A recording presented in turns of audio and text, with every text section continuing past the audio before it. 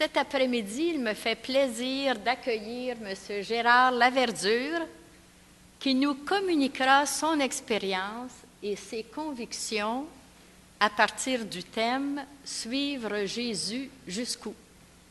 Sa relation de confiance à Jésus-Christ est au cœur de sa vie. M. Laverdure est père et grand-père, ce qui enrichit et occupe passablement sa vie probablement. Il est un chrétien militant pour la justice sociale. Il a été animateur de pastoral social dans des cégeps et en paroisse.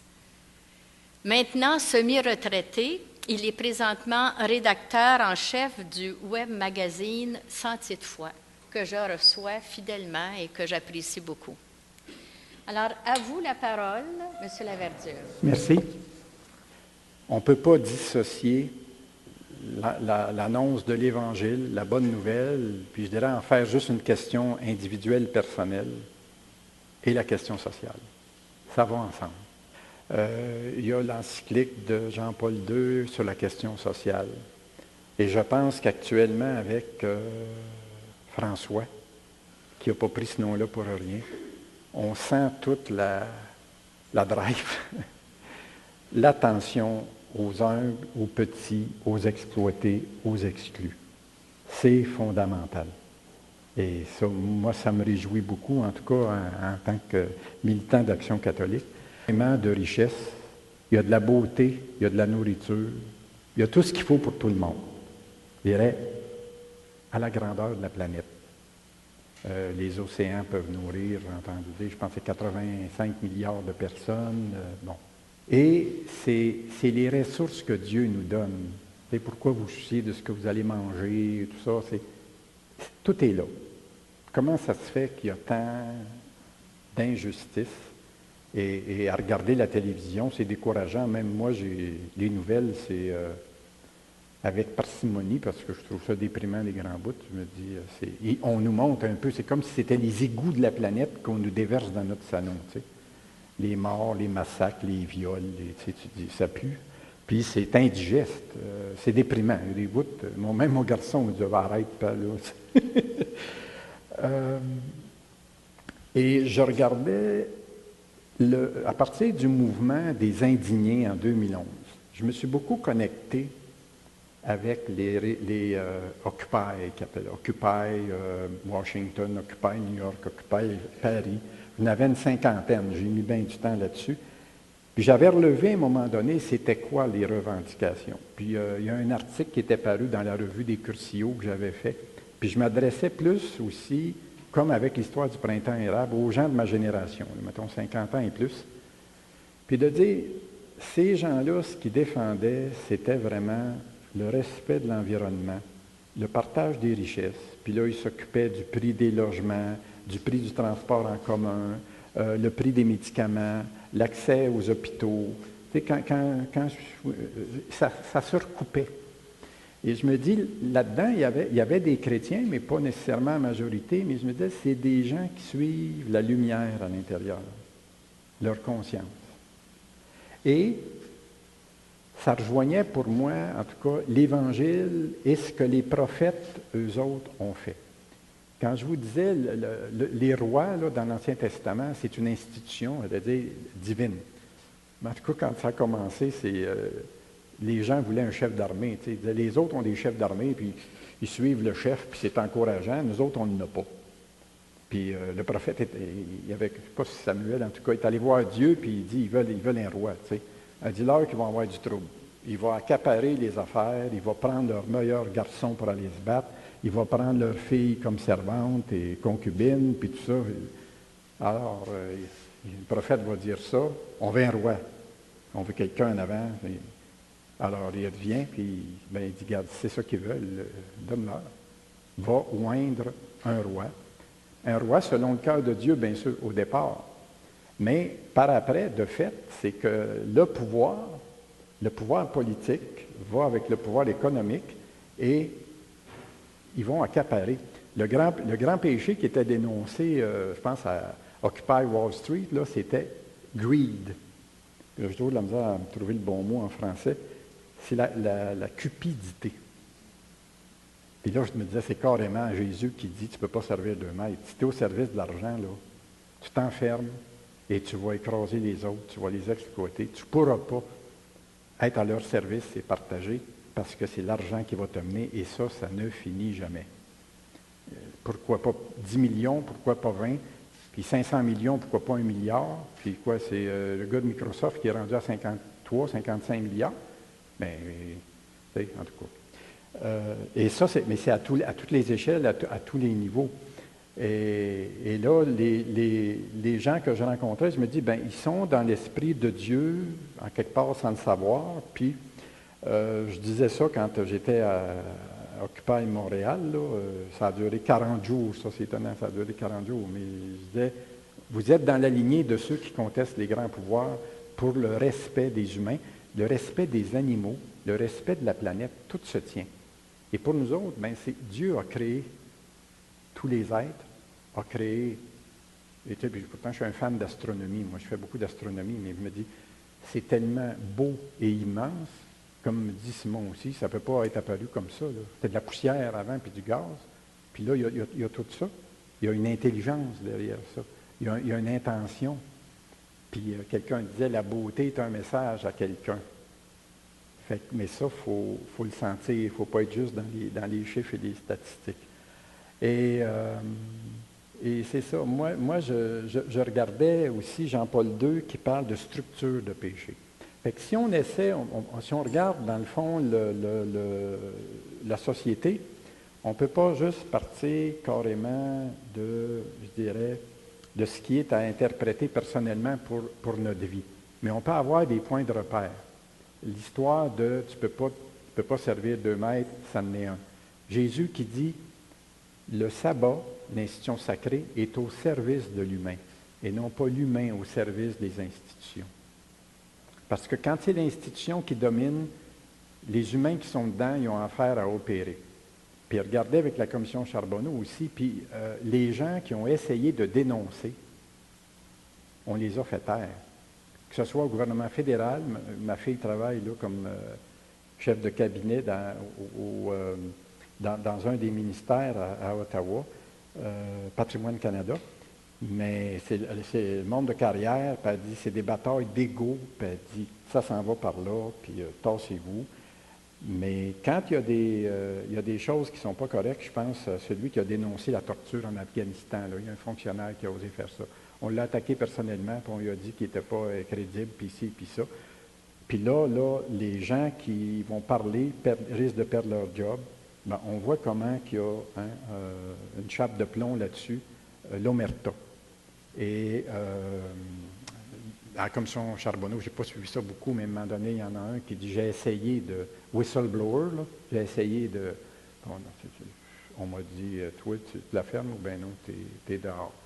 Fait que c'est un système qui a une armée de personnes qui est à son service. Puis les gens, j'allais dire, sont de bonne foi là-dedans. Mais ça, quand je disais, il faut être ancré profondément en soi-même, dans sa conscience, pour tenir le coup là-dedans, puis être capable de marcher droit. Parce qu'il y a de la corruption, puis il y a des jeux de pouvoir partout. C'est pas évident. C'est pas évident, c'est difficile. Puis je dirais même quelqu'un qui veut faire des affaires, c'est correct. Puis une entreprise, et puis rester correct, c'est difficile parce que ça vous dure. Puis plus les corporations sont grosses, bien, je dirais quelque part, moins il y a de conscience, plus c'est dilué, parce qu'il y a les actionnaires qui poussent, puis tout ça. Fait que là, c'est encore plus difficile d'avoir quelque chose qui est en ligne avec l'éthique. Je ne sais pas comment, si je vous demandais, mettons, c'est quoi les grandes forces sociales, comment on peut... Je me suis inspiré de Guy Paiement, qui est un jésuite, mais on peut se représenter ça différemment, mais c'est intéressant d'avoir un schéma pour comprendre un peu comment fonctionne la société. Il y a des forces sociales qui sont structurées. Je ne sais pas si vous en avez en tête ou si vous pouvez les identifier. Oui. Bien, c'est ça aussi, au niveau social. Les quatre premières qui avaient été identifiées, Guy avait mis l'économique, politique, économique, culturelle, puis l'histoire. Là, moi, j'ai rajouté la société civile parce que je trouve qu'il y a beaucoup d'organismes de toutes sortes, des groupes populaires, aux syndicats, aux mouvements, qui sont une force au service de groupes de citoyens qui souvent vont être plus marginalisés, qui essaient de reprendre une place à la table commune. Tu sais? Mais l'histoire, je dirais, c'est comme l'histoire est cachée en arrière. Comment ça fait que les Amérindiens, ils bloquent des routes, puis ils chiolent encore, puis tu peux dire que ça va faire, il me semble qu'ils sont bien. Si on se met à regarder l'histoire, les traités qui ont été faits et qui n'ont pas été respectés, l'histoire nous aide à comprendre. Bon, les relations anglophones-francophones, c'est pas évident. Si on regarde l'histoire, on dit « Ah ouais, il y a des petites choses qui aident à comprendre, en tout cas. Et là, la manière dont les choses sont organisées, c'est que on n'est pas tellement en démocratie, sans être en dictature, qu'en régime oligarchique. Ça, c'est Hervé Kemp, qui est un journaliste qui a été au journal Le Monde, qui a dû quitter parce qu'on l'a empêché de couvrir un événement, parce qu'un des actionnaires du journal Le Monde avait des intérêts dans ce qu'il voulait couvrir, puis on lui a refusé d'aller couvrir ça. Il dit non, moi, il a démissionné. Là. Mais on voit comment ça se tient. Lui, Hervé Kemp, c'est pour sauver la planète, il faut sortir du capitalisme. En tout cas, c'est un des livres intéressants.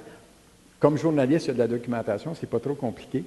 Mais ça dit comment les forces économiques sont liées aux forces politiques, mais les dominent. Il y a un documentaire qui s'appelle Goldman Sachs, S-A-C-H, la banque qui domine le monde. C'est intéressant parce qu'il montre les gens qui entouraient Bush et les gens qui entourent Obama. Puis là, oui, c'est filmé, là, tu regardes, regardons ça.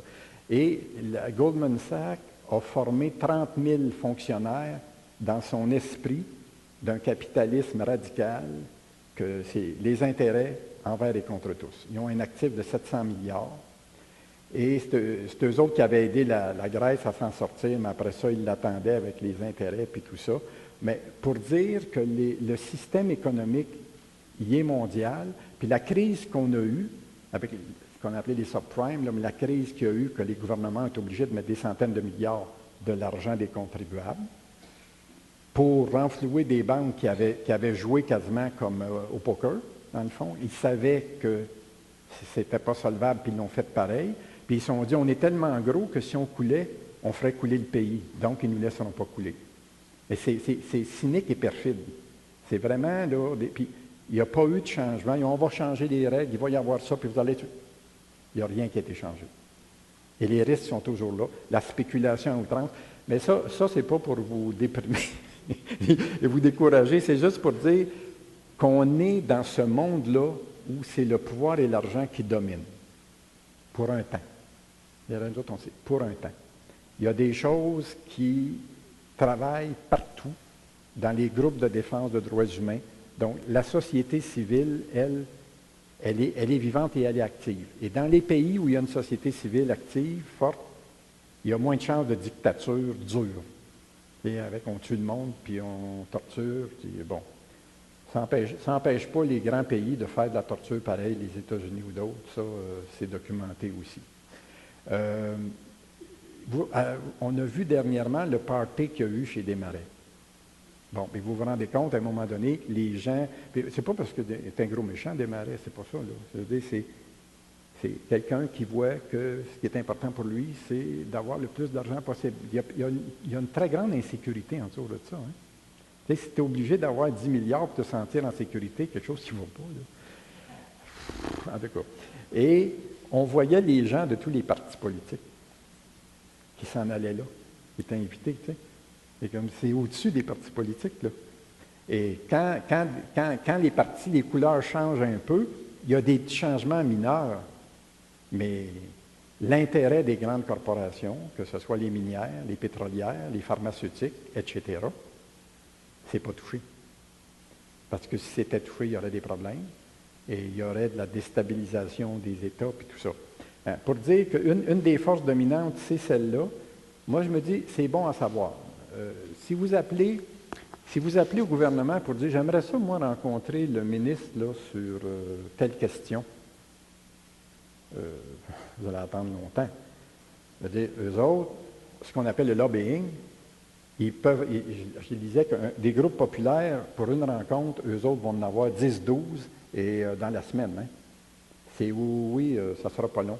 Je regarde dans son agenda, puis je vous fais un repas avec lui. De toute façon, c'est lui qui va le payer, le gars.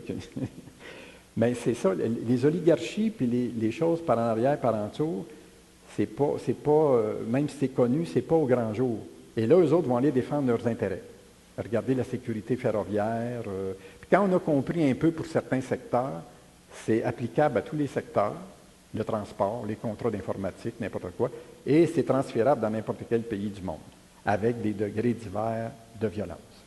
Puis les grandes institutions comme le Fonds monétaire international, la Banque mondiale, ceux qui font des cotations, là, les agences de cotation AA, c'est tout du même monde, ça, qui se connaissent, qui marchent ensemble. Ce n'est pas indépendant et neutre. Il faut s'enlever ça de la tête. Donc, la marge de manœuvre du politique, elle n'est pas grande. Puis même si je pense qu'il faut continuer de s'y intéresser puis voter aux élections, à la dire en quelque part, ça ne change pas grand-chose, mais c'est un devoir de citoyen. Et pour moi, on a à s'informer, à questionner et à faire partie de groupes et de réseaux. Quand on essaie de comprendre ça, c'est certaines questions, il faut aller là. Je vais revenir à la culture. Il vient de sortir un petit livre, je ne sais pas si vous l'avez vu passer, c'est Antenne de paix qui fait partie de Pax Christi International, une organisation catholique, qui s'appelle Pacem in Terris. Alors, qui rappelle l'encyclique Pacem in Terris de Jean 23, mais en faisant des applications aujourd'hui. Bon, on est une quinzaine à avoir écrit des sections là-dedans. Puis moi, je me suis dit, sur la question de la situation de la pauvreté et des injustices, bon, je pourrais me mettre à lire les journaux, ou je ne sais pas, je vais aller entendre la voix de ceux qui se mettent ensemble et qui en arrachent. Donc, les associations pour un Québec sans pauvreté, les groupes de femmes, il y en a beaucoup au Québec, et c'est très bien documenté. J'ai juste allé sur Internet, j'ai mis ça, statistiques. Voici où nous en sommes. Il y a eu la Marche mondiale des femmes. Il y a eu un rappel des années après. Les gouvernements ont fait des promesses devant la télévision. Il n'y a à peu près rien qui a changé. Ils reviennent à la charge. Fait que pour moi, si je veux savoir comment ça va, les difficultés puis la pauvreté, j'allais dire, il faut que je choisisse mes sources d'information. Pas particulièrement, je dirais, le Journal de Montréal. Essayer de trouver un journal indépendant. Si je veux avoir des analyses à référence chrétienne, la revue Relations, c'est important de choisir des bonnes sources. Et, mettons pour le logement, le FRAPRU. Le FRAPRU, vous allez avoir les statistiques, puis c'est des statistiques, j'allais dire, qui sont officielles, qui sont prises dans les rapports de gouvernement, tout ça, des recherches qui ont été faites par des universités. On n'a pas à tout faire comme travail. C'est complexe, c'est gros. Bien, on va à des sources d'informations qui documentent ça. Puis, la culture, c'est un élément qui nous formate. Il y a notre identité puis le sens de la vie là-dedans. Là. Mais c'est quoi qui domine? T'sais? Des héros, les gens qui ont de l'argent, puis c'est très photoshopé. Hein? Tout le monde est toujours, surtout les femmes, c'est incroyable comment c'est parfait. Et tu dis, c'est pas la réalité, ça. Mais du cinéma, en passant, je dirais, par les différentes activités culturelles, il y a de l'idéologie qui passe là-dedans. La publicité. Bon, j'en avais une pancarte, là. C'est juste la publicité, tu sais. Pour être heureux et quelqu'un de reconnu, il faut que tu sois comme ça. Mais on se le fait dire des centaines et des milliers de fois par jour, tu sais, sur les pancartes, dans le métro, à la télé, continuellement. Bien, pour moi, il y a de l'aliénation. On devient aliéné. C'est-à-dire qu'on est poussé à rentrer là-dedans, à être des consommateurs, à être comme est la mode, si on n'est pas ancré, comme on en parlait avant, à l'intérieur sur quelque chose de solide, dans une terre solide, que nos racines sont là. Moi, je dirais c'est la foi chrétienne, en tout cas pour nous autres, mais ça peut être des valeurs fondamentales. Les gens qui disent, moi, mes valeurs fondamentales, c'est l'intégrité, c'est l'authenticité, c'est la justice. OK, on se rejoint. Même si tu ne réfères pas à Jésus-Christ. Mais pour moi, ça veut dire ma foi en Jésus-Christ m'amène à être ancré en moi, à aller au bout de moi et à tenir coûte que coûte là-dedans. À dénoncer les choses qui sont aliénantes et à faire alliance ou à aller avec ceux qui défendent le bien commun, le partage, le respect de l'environnement, le respect des animaux. Hein, toute la recherche sur les animaux, là, il y a des secteurs, là, tu te dis, qu'est-ce qui se passe? Bon. Il y a beaucoup d'animaux qui sont martyrisés. Il y a des gens qui sont là-dedans. Il y a Greenpeace avec les baleines, c'est tout couvert. Il y a des communautés religieuses qui sont avec le commerce des enfants et des femmes. Commerce sexuel, comme le commerce aussi du travail d'esclavage aujourd'hui. Ah, c'est plein. C'est comme, je dirais, des ouvriers et des ouvrières à la moisson. Quand on dit, Jésus dit, priez le Père d'envoyer des ouvriers à la moisson, il y en a. Il y en a. Il faut les voir. Il y a 55 000 ONG dans le monde, tout ça, mais moi, je suis où là-dedans? Et moi, si je veux tenir là-dedans, il faut que je sois ancré et relié à d'autres. Il y a des réseaux, il y a des groupes, il y a des organisations chrétiennes, que ce soit l'Action catholique qui est moins forte qu'avant, le réseau de la revue Relations. Dans l'Église, comme dans la société, il y a des réseaux qui sont sur ces valeurs-là, qui sont branchés comme ça. Et comment se retrouver là-dedans comme intervenant? Moi, je comparais ça un peu, quand j'ai fait une recherche, puis j'avais publié du dépannage à la justice sociale, c'est qu'il n'y a pas juste le dépannage, c'était s'il y a une guerre, quand il y a une guerre, qu'est-ce qu'il y a comme intervention? La Croix-Rouge. La Croix-Rouge, c'est l'urgence, c'est le dépannage. Et je veux dire, il y a des blessés qui sont là, il faut les ramasser. Il ne faut pas attendre. Regarde, ça va être réglé dans 2 ans, là, attendez. Se ramasse. Il y a des gens qui n'ont pas de logement, qui sont dans la rue, il y a d'itinérance, il y a des problèmes de faim. Moisson, Montréal, et bon, tu sais, je veux dire, c'est un niveau essentiel d'intervention. On ne peut pas en rester là. Le deuxième, c'est quand on ramasse les blessés, il y a une réhabilitation. Alors, c'est une réhabilitation qui est physique, qui est psychologique, et une réinsertion sociale. Alors moi, je me disais, il y a des niveaux d'intervention où il y a des maisons, maisons pour femmes, maisons de quartier, il y a de l'accompagnement, et on va aider les gens à se remettre debout. Je pense à l'auberge, le bon samaritain, l'auberge, là. Ça prend des aubergistes, ça prend des gens à l'auberge pour dire, on va t'aider à retrouver confiance en toi, à te rebâtir. Puis des fois, c'est parce qu'ils ont été dans des familles extrêmement dysfonctionnelles. Ils ont subi des agressions, il y avait des parents coliques. Il y a bien du monde de Magané, je reste dans le centre-sud, là, puis c'est plein, là, dans la rue Sainte-Catherine, là, des gens qui sont pris avec la boisson, l'alcool et des troubles de santé mentale.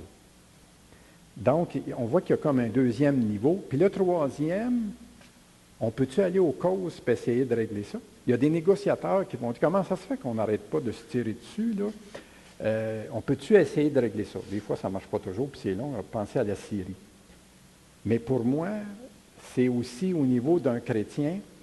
Si je suis là, je vais travailler, mettons, à essayer de comprendre les injustices, à faire des interventions politiques et économiques. Je pense à développement et paix. Bon, développement et paix, on a essayé beaucoup de développer la dimension, travailler sur les causes, former les gens à être mieux informés, à défendre leurs droits, à connaître les règles et leurs droits. Il y a eu des expertises pour faire des poursuites, mettons, contre des corporations minières ou autres. Il y a des expertises, il y a des gens qui font des recherches puis qui apportent des résultats. Puis bon, il y a tout un niveau d'intervention qui est différent. Il y a du monde qui peuvent dire, ben là, moi, je n'ai pas le temps à perdre à discuter, je ne suis pas un intellectuel. Il y a du monde à aider, moi, je les aide. Comprends-tu? Eux autres pourraient dire, ben ça donne quoi de mettre des plasters sur des bobos quand on n'arrête pas l'hémorragie ou qu'on ne travaille pas sur les causes. Donc, c'est à chacun à prendre conscience de son style puis de ce qui l'interpelle. Qu'est-ce que c'est qui vous rend, comment dire, non, qu'est-ce qui vous heurte dans la société actuelle? Qu'est-ce qui vous fait mal, mais qui vous pousse à agir? Pas juste qui vous écrase. Tu sais. Quelle cause, quelle situation auxquelles vous êtes sensible vont vous amener éventuellement à vous engager? Et c'est quoi votre style? Parce que ça prend des qualités là, sur le terrain pour ramasser le monde qui souffre. Ça prend du monde avec du cœur puis de l'écoute, de l'empathie.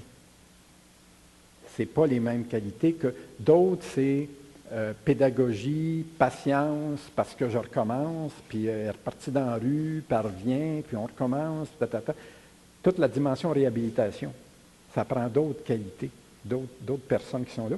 Et peut-être que les autres, c'est plus des gens un petit peu plus intellectuels, mais de dire, moi, je veux travailler à comprendre, je veux savoir comment ça se fait, puis on va faire des interventions. Je vais travailler avec Amnesty International, je vais travailler avec tel autre organisme à défendre, tu sais, parce que écoute, on ne peut pas tout faire. Mais c'est important de voir qu'est-ce que c'est qui est notre style, puis à quoi on est sensible, puis là, on trouve une ligne d'intervention. Là, on est au niveau social, ça ne nous empêche pas, au contraire, pour moi, quand on est disciple de Jésus, d'avoir un rapport aux autres qui est accueillant, à l'écoute et compatissant. Et je veux dire, c'est facile de juger, je suis encore capable, là, tu sais, des fois. J'ai déjà violé des gens dans le quartier, je me disais, il y avait des aveugles qui chantaient de m'emmener, puis je vois un gars partir en vélo, et que je ne le trustais pas. Ah, il dit, les aveugles sont là. Puis eux autres, ils ont leur plat à terre, avec de l'argent dedans. J'ai dit, il va aller ramasser ça. Il est allé mettre de l'argent dedans, puis il les a salués.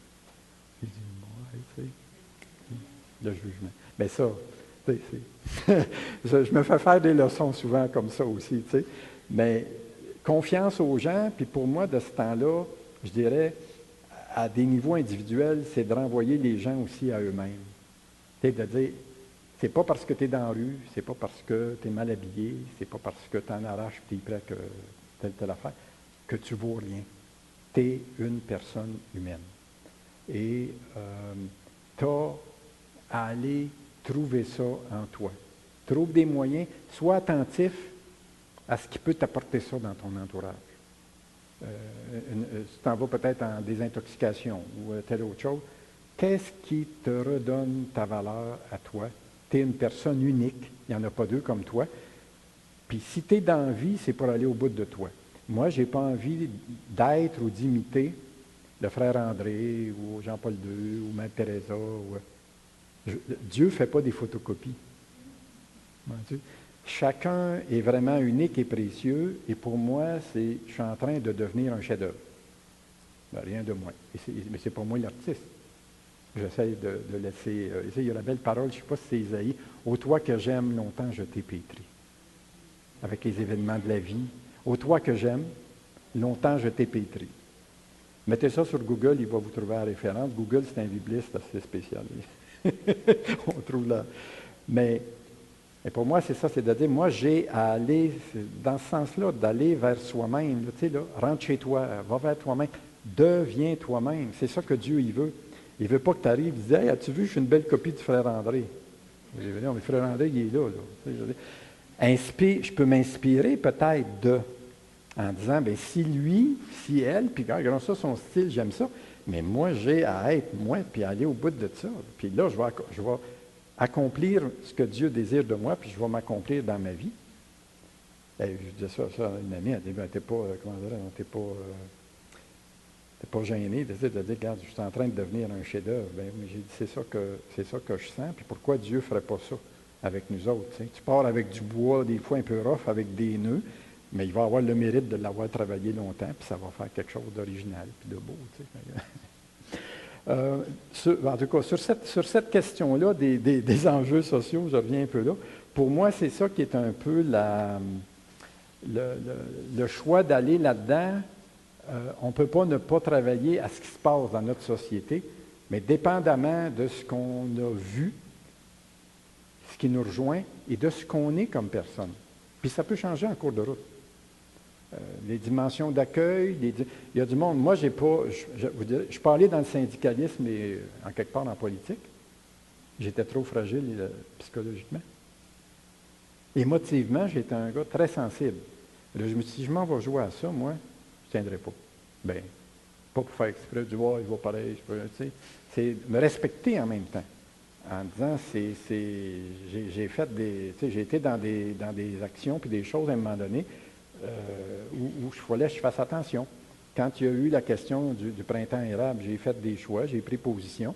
C'était ma position, c'est pas de dire, comme dit, la position des gens qui étaient autrement là-dedans. Puis c'est correct. Comme avec ce qu'on vient de vivre, là. On n'a pas à se condamner parce que tu es pro-charte, tu es contre la charte. Tu sais, puis là, on t'envoie aux enfers. Il y a eu des amitiés qui sont brisées là-dedans, ça a joué dur. Mais on peut-tu respecter que des gens aient des points de vue différents? Hein? Et quand j'allais avec les gens manifester, c'est mon gars Simon qui me disait, Pat, attention à toi, moi j'ai besoin de toi. Expose-toi pas. Puis là, je le niaisais. J'ai dit, tu vas recevoir un téléphone à un moment donné. Il va dire, Monsieur Laverdure, votre grand, là, avec la barbe blanche, là, il est au poste. Là. Il a encore fait du trouble. Voulez-vous venir le chercher? Il riait. Parce que d'habitude, c'est bien plus l'inverse que tu te fais dire. T'sais. Mais n'empêche que ça m'a... Moi qui étais un petit peu, oui, mon caractère un petit peu impulsif à un moment donné, ça m'a retenu à certains moments parce que je me disais, moi, je suis responsable de Simon. Et Simon m'a dit, papa, fais pas n'importe quoi, oublie-moi pas, tu sais.